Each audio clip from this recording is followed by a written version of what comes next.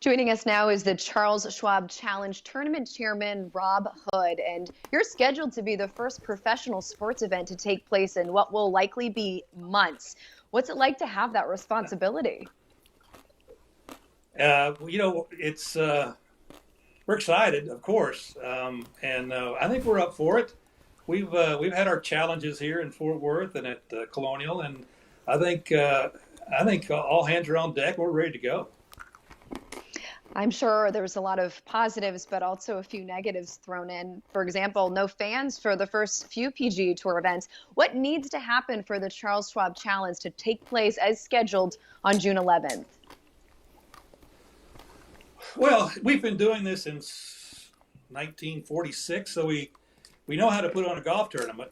We wrote the book on putting on golf tournaments, but we've never done one quite like this. So a lot of the natural progressions that we go through, we kind of have to throw that out the window and make up some new things. But we have a great staff. We will put things together. The health protocols are obviously going to be probably one of the toughest things that we're going to have to figure out. Um, but it's going to be interesting for sure. We're sad that the fans can't be here.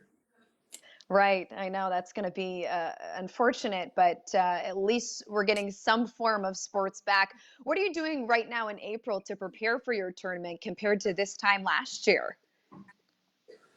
Well, this time last year, we would be 2 weeks into building out our golf course for all the hospitality venues, bleachers, concessions.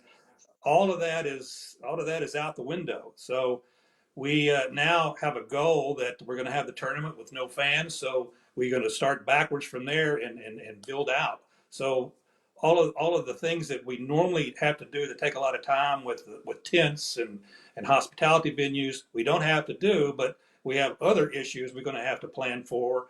Like I said earlier, the health protocols, where the players are going to stay, how we're going to feed the players, house the players. There's a lot of questions that we're just having to work out answers to right now.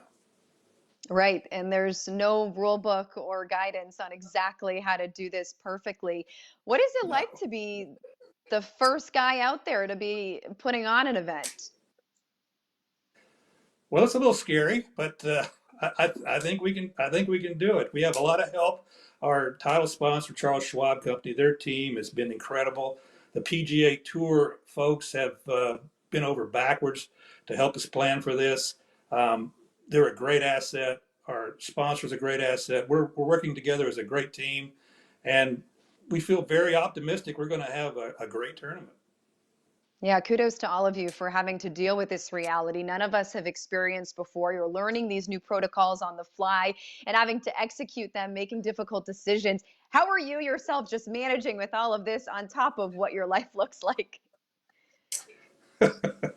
Well, I didn't think this was going to be a full time position when I took this 4 years ago, but we've been through. We had one tournament 2 years ago with no sponsor, so we know how to deal with difficult situations, and we're ready. We're ready to go.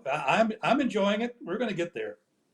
Yes, I can tell that you're very anxious. Well, congratulations to all of you for collectively pulling this together and giving us some hope. Robbie, thanks for your time.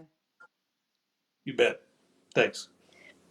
And just a few things regarding the PGA Tour schedule and the recent revisions. It's a 13-week gap on the PGA Tour. That's the longest since World War II. And in terms of the 2019-2020 season, it's reduced to 36 events. That's the fewest since 66.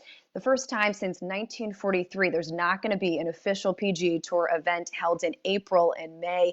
The last competitive round of PGA Tour golf was March 12th at the Players, which really seems like a decade ago. Golf Central Update, brought to you by TaylorMade.